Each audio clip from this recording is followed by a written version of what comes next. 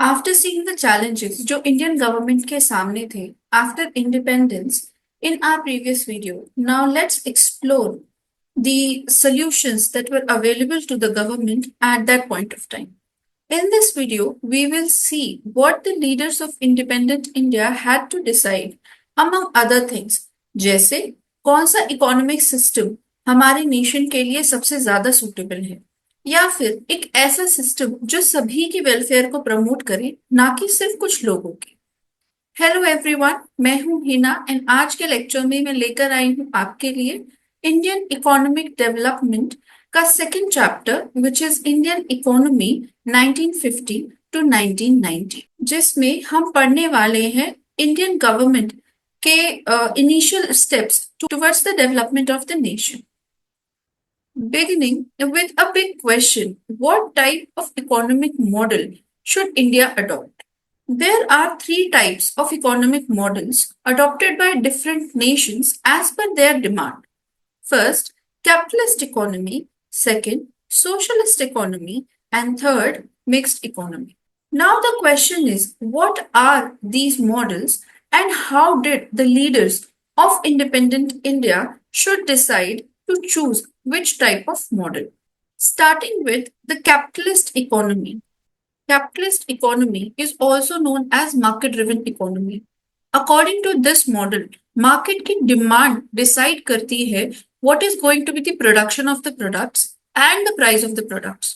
For example, जैसे summers में cold drinks का डिमांड ज्यादा होता है तो कोल्ड ड्रिंक्स का प्रोडक्शन एंड उनका प्राइस दोनों ही मार्केट डिसाइड करता है।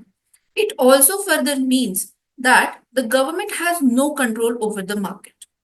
On the contrary to this, the socialist economy, इसमें गवर्नमेंट डिसाइड करती है कि प्रोडक्ट्स का प्रोडक्शन कितना होना चाहिए और प्रोडक्ट्स का प्राइस कितना होना चाहिए, विच मीन्स कि इस मॉडल में government controls the market completely.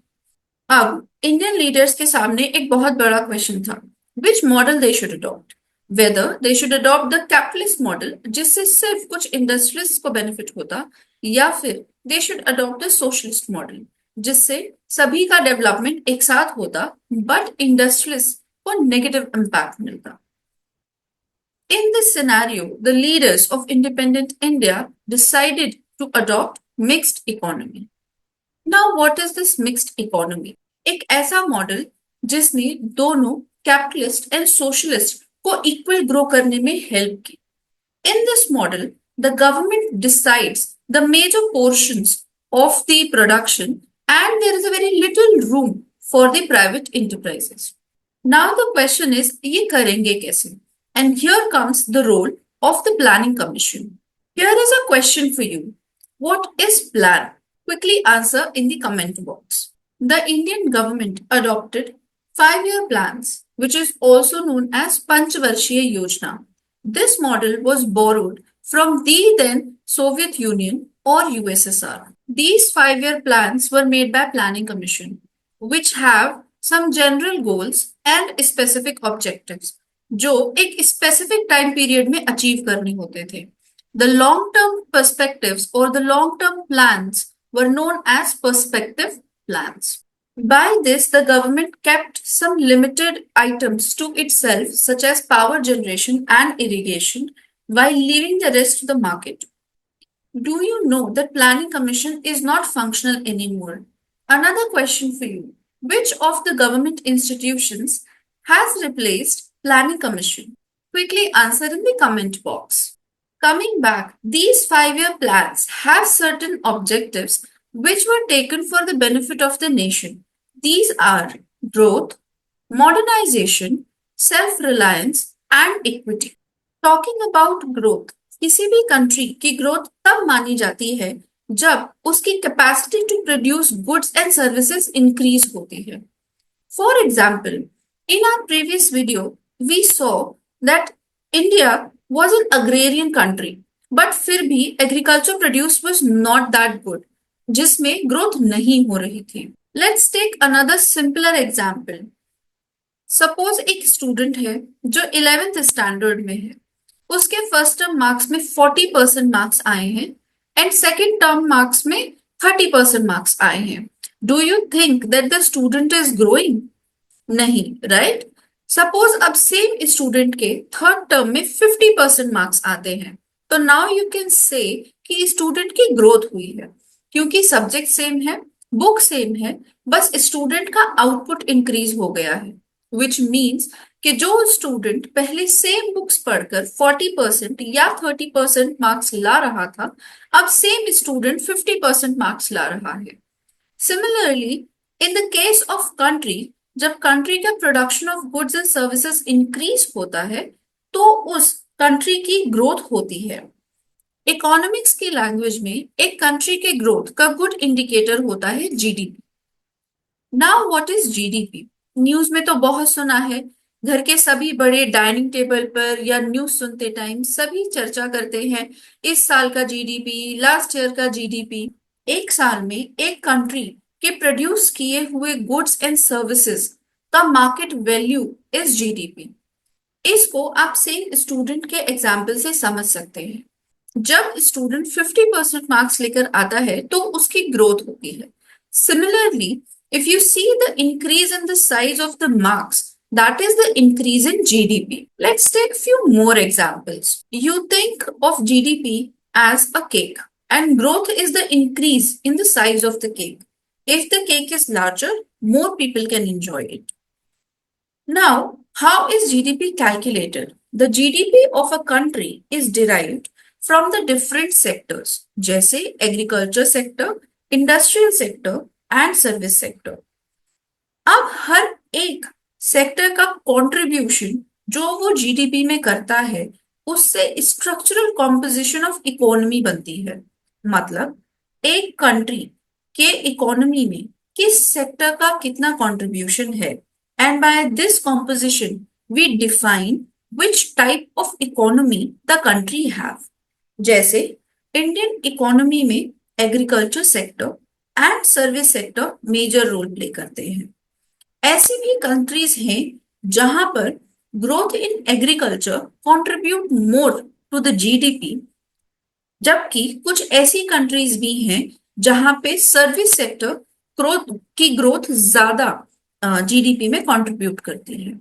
Similarly, India के जीडीपी शेयर में आफ्टर 1990 सर्विस सेक्टर का कंट्रीब्यूशन 40.59% हुआ है, जो कि एग्रीकल्चर और इंडस्ट्रियल सेक्टर से ज्यादा है, जैसे डेवलप्ड नेशंस में देखने को मिलता है। बट ये phenomena of growing share of the service sector 1991 के बाद से एक्सेलरेट हो गया। Now the second goal of the 5 year plans, which is modernisation. जब एक ओनर या producer like farmer and industrialist अपने प्रोडक्शन को इंक्रीज करते हैं by adopting certain new technologies, उसको मॉडर्नाइजेशन कहते हैं। For example, a farmer can increase the output of the farm by using new seed varieties rather than using the old ones.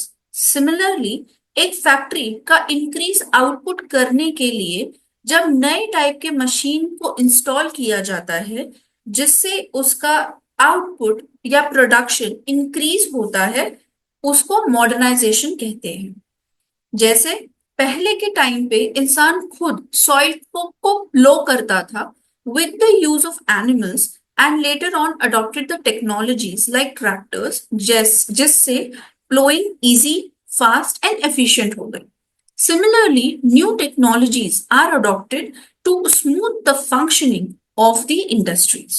However, modernization not only refers to the adoption of the new technologies, but also to the adoption of new phenomena such as societal norms. जैसे पहले के time पे सिर्फ और सिर्फ men were supposed to go to the factory and work, तो हमारा जो 50% ऑफ द लेबर फोर्स था उसको मौका ही नहीं मिलता था to perform and to get employed. Now in modern society, men and women have the same right of employability and the employment rights. इसी को मॉडर्नाइजेशन कहते हैं, और ये भी एक एस्पेक्ट है of modernisation. Self reliance means खुद पर निर्भर या आत्मनिर्भर। आपने पीएम मोदी को बहुत बार आत्मनिर्भर भारत के बारे में बोलते हुए सुना होगा। नाउ व्हाट इज दिस आत्मनिर्भर भारत? इसका मतलब है एक ऐसा भारत जो अपनी किसी भी नीड, किसी भी रिक्वायरमेंट के लिए किसी फॉरेन कंट्री पर डिपेंडेंट नहीं है, चाहे वो मोबाइल फोन्स हो, फूड आइटम्स हो या फिर service sector. For self reliance, India tried avoiding imports of those goods जो इंडिया में भी प्रोड्यूस किए जा सकते थे। ये डिसीजन बहुत इंपॉर्टेंट था as to reduce our dependence on foreign countries, especially for food crops.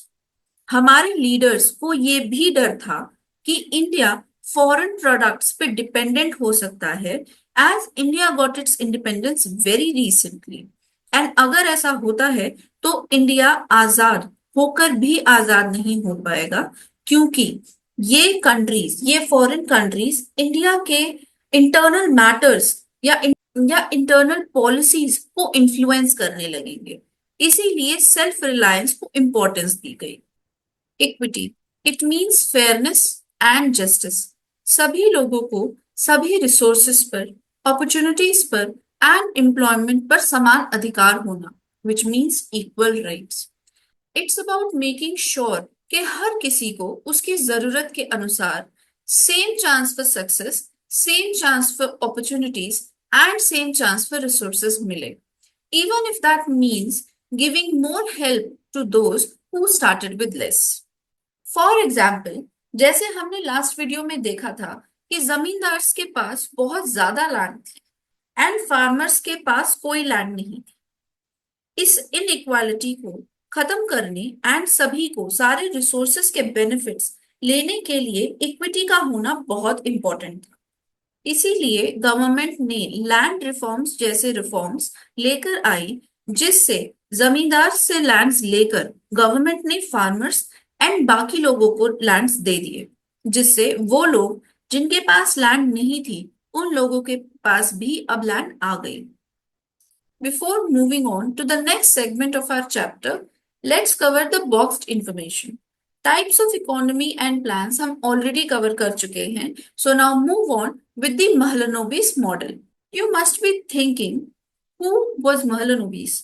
What was the model? And why was the model named after him? Mahalanobis was born in 1893 in Calcutta. उन्होंने अपनी education presidency college of Calcutta and Cambridge university in England से की है। He was an eminent statistician.